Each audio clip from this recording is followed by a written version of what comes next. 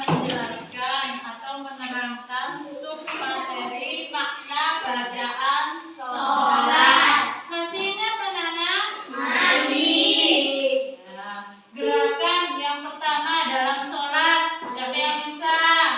Ya, Mbak Devi. Takbiratul Ihram sambil membaca Allahu Akbar. Siapa yang tahu apa artinya? Ya, Allah Maha Besar. Yang terakhir gerakan sholat adalah salam sambil menoleh kanan dan kiri. Hari ini Ibu akan melanjutkan pelajarannya, yaitu submateri tentang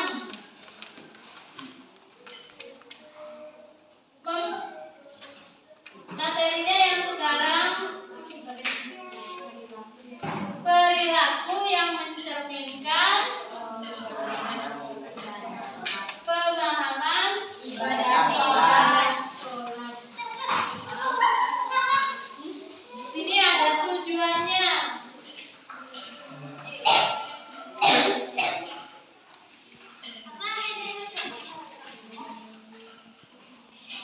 KD yang akan diterangkan sama Ibu yaitu 1.15 menjalankan sholat dengan tertib. 2.15 menunjukkan sikap disiplin sebagai implementasi pemahaman makna bacaan sholat. Yang 3.15 memahami makna ibadah sholat. 4.15.1 menunjukkan contoh makna bacaan sholat. 4.15.2 pengalaman melaksanakan sholat di rumah dan di masjid di lingkungan sekitar rumahmu.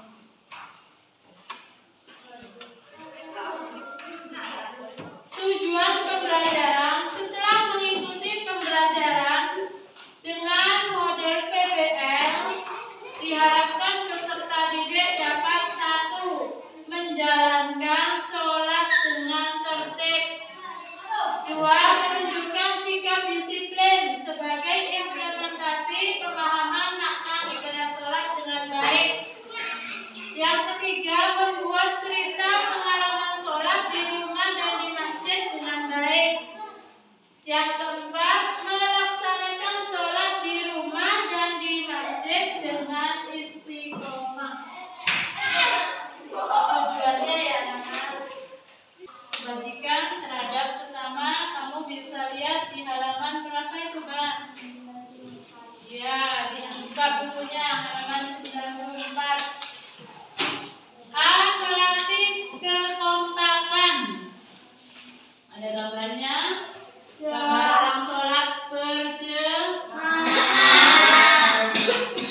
Sholat fardu lebih baik dikerjakan secara berjamaah karena lebih utama dan pahalanya lebih banyak. Pada saat sholat berjamaah akan terlihat kompak. Seorang imam sebelum memulai sholat selalu memperhatikan kesiapan makmumnya. Jadi diperhatikan sama imamnya. Lurus sudah makmumnya. Kalau masih ada renggang, disuruh rapatkan barisannya. Kemudian yang B, mematuhi perintah ketua kelompok. Kalau kita waktu sholat berjamaah, perhatikan yang B itu kalau sama ke imamnya takbir, kita mengikuti. Imamnya rukuk, kita mengikuti. Kemudian imamnya sujud, makmumnya mengikuti. Berarti itu mengikuti perintah ketua kelompok. Yang jadi ketua kelompok kan imamnya. Memberi tanda Allahu Akbar.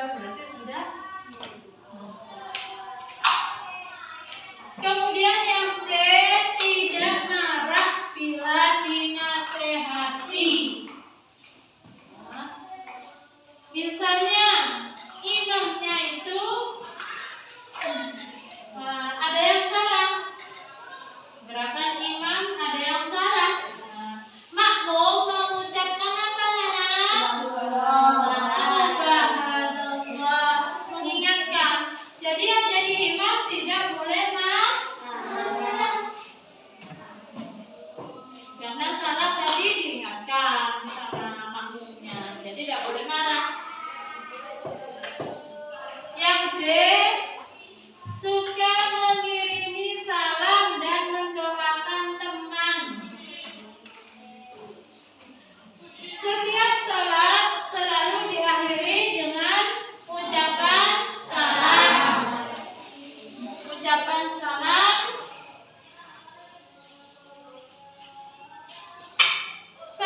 adalah ucapan untuk keselamatan, kerahmatan, dan keberkahan bagi orang lain.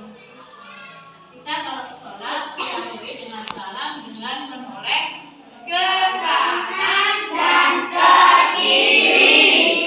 Menoleh kanan berarti mendoakan teman kita yang ada di sebelah kanan. Assalamualaikum warahmatullahi wabarakatuh. Kemudian menoleh ke kiri. Assalamualaikum warahmatullahi wabarakatuh. Kemudian yang E, menepati janji. Orang yang terbiasa sholat di awal waktu akan pandai mengatur waktu. Ia tidak suka menunda-nunda waktu sholatnya. Sepertinya ia sudah punya janji kepada Allah. Kalau tandanya sholat sudah tiba, ditandai dengan apa, Nana? Azan. Di masjidnya ada Allahu Akbar, Allahu Akbar. Berarti sudah memasuki tanda masuk sholat. Ya. Oh iya, sholat zuhur. Nah, ada tandanya. Nanti setelah perubahan dari sholat zuhur ke asar ditandai adzan lagi, ya.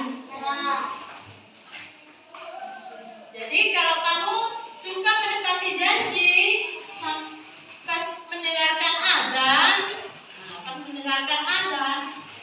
berarti kamu sepertinya di hatinya sudah punya janji sama Allah.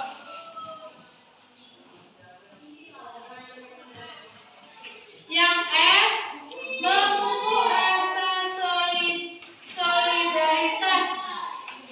Sholat diwajibkan bagi setiap muslim tanpa adanya perbedaan kaya, miskin, laki-laki, wanita, perempuan, pintar, bodoh, muslim, sehat, yang sakit sekalipun. Walaupun sakit, kita tetap melaksanakan sholat. Kalaupun tidak bisa berwudu, diganti dengan tayamum.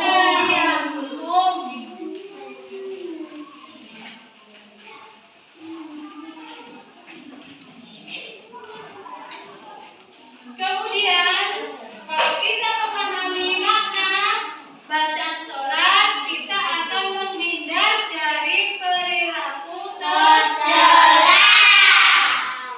Contohnya yang A, suka mengungkit-ungkit pemberian. Ya, kalau sudah memberi kepada temannya, tidak usah diungkit-ungkit.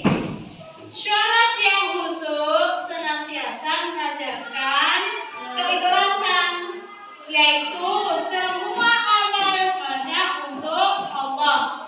Apabila niat sudah ikhlas, maka tidak peduli dengan penilaian orang lain. Contohnya, kamu lupa membawa pulpen, terus pinjam sama temannya, dikasih pinjam sama temannya, ya? Nah, dikasih pinjam. Kalau yang memberi pinjaman tadi ikhlas, tidak usah diungkit-ungkit. Tuh contohnya.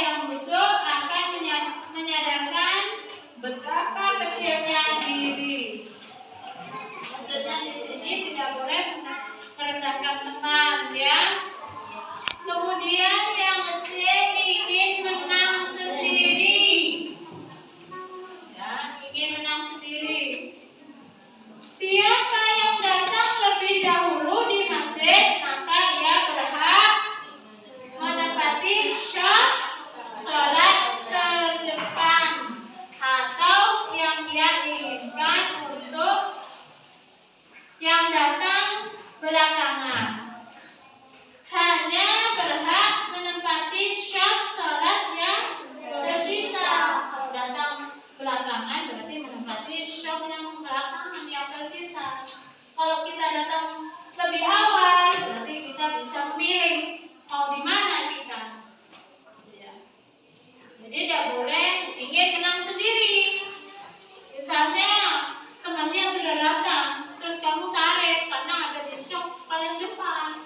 Pinggir aku yang di depan, padahal kamu datangnya belakangan. Tidak boleh seperti itu. Berarti ingin menang sendiri. Kemudian suka mencuri. Mudah-mudahan kita nggak seperti itu ya. Kalau sholat kita khusyuk, kita bisa memahami makna bacaan sholat, kita akan terhindar dari sifat suka mencuri. Waktu kita membaca doa iftitah di dalam sholat, kita sebenarnya telah berikrar bahwa tadi kan maknanya sholat ya, sholatku, ibadahku, hidupku dan matiku hanya untuk Allah. Selain itu, sholat sebenarnya akan mencegah kita dari niat berbuat jahat, termasuk mencuri atau mengambil sesuatu milik orang lain tanpa izin. Yang suka meminta-minta. Selama sholat kita sebenarnya telah banyak meminta kepada Allah, baik meminta ampunan, petunjuk, pertolongan, belas kasihan, derajat, rezeki dan kesehatan, kesejahteraan, rahmat dan keberkahannya. Maka tidak patut kita meminta-minta kepada selain Allah. Sikap suka meminta-minta itu tidak terpuji, apalagi sampai mengemis. Yang suka berbohong. Orang dapat saja berbohong kepada orang lain, tetapi sebenarnya ia tidak bisa berbohong kepada dirinya sendiri dan kepada Allah. Seorang yang beriman tentu menyadari dan tidak akan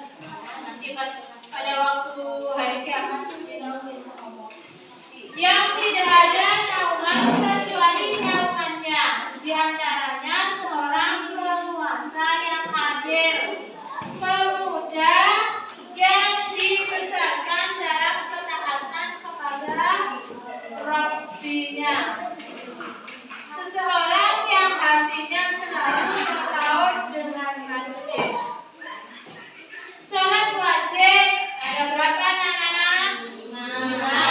Coba sebutkan. Zuhur, asar, maghrib, isya, subuh. Zuhur ada berapa rakaat? 4. Asar 4. 3. Isya 4. Subuh 2. Alhamdulillah sudah hafal semua. Berarti sudah melaksanakan sholat.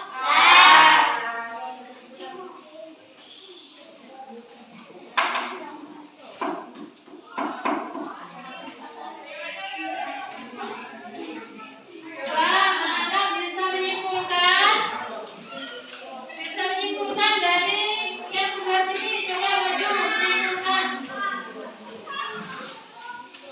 Atau dibaca di tempatnya yang lain. Kesimpulannya, seseorang yang memahami makna ibadah sholat, maka ia akan memiliki sikap 1. Kebajikan terhadap sesama, 2. Menghindari perilaku tercela. Nah, yang lain yang sini kesimpulannya bagaimana? Adapun sikap kebajikan tersebut adalah A. Melatih kekompakan, B. mematuhi perintah ketua kelompok, C. Tidak marah bila dinasihati, D. Suka mengirimkan salam dan mendoakan teman, E. Menepati janji, F. Memupuk rasa solidaritas. Yang kelompok sini, yang sini. Orang yang memahami makna ibadah maka menghindari perilaku tercela. Adapun perilaku tercela tersebut adalah A. Suka mungkin pemberian, B. Suka meremehkan teman, C. ingin menang sendiri, D. Suka mencuri, E. Suka minta-minta, F. Suka berbohong, D. Suka membantu teman. Nah, yang harus terhindar.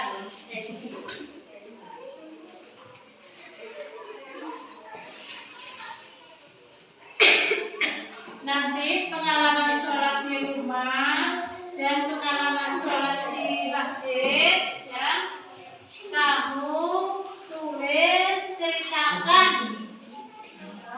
Kalau sholat di rumah itu sama siapa saja, sholat apa saja yang dikerjakan, ya. Misalnya sholat zuhur ada berapa rakaat, ya. Terus kejadian apa saja yang membuat kamu senang saat sholat di rumah? Misalnya sholat bersama ayahku, ya.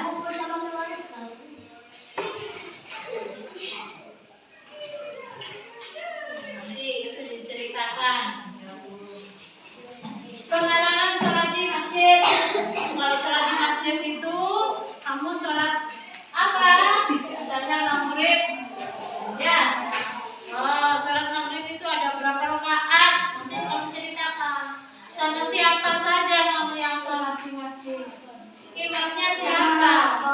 Ya, Pak Ustadz atau Pak Yai? Imamnya diceritakan.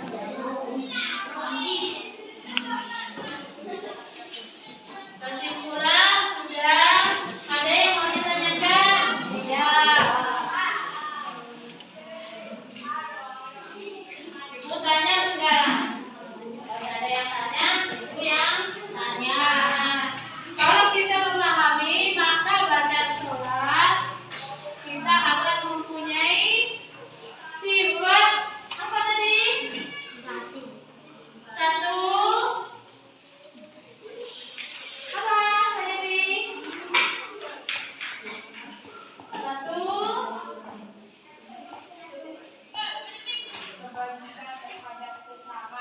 Mempunyai sifat kebajikan terhadap Sesama. yang nomor 2, sifat apa? Menghindari perilaku terhindar dari perilaku tercela.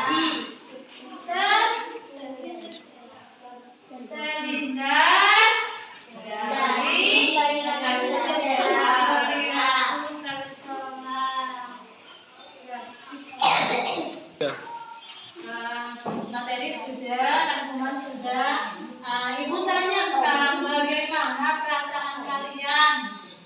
setelah menerima pelajaran ini? Berarti nanti di rumah harus sholatnya nggak boleh bolong-bolong. Kemudian ibu beri tugas, tugas LKPD, mengerjakan LKPD dan evaluasi. Ibu beri waktu 10 menit. Ya, ibu beri waktu 10 menit.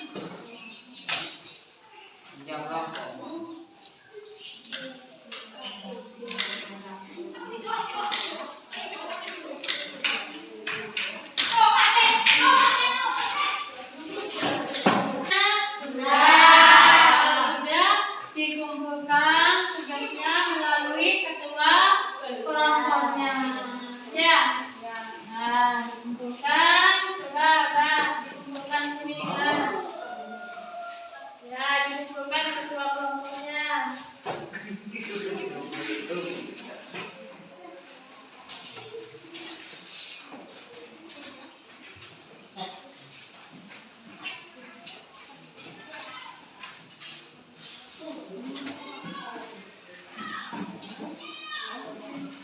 Pertemuan selanjutnya ibu akan datang. Ibu akan menerangkan tentang keteladanan wali songo. Jadi anak-anak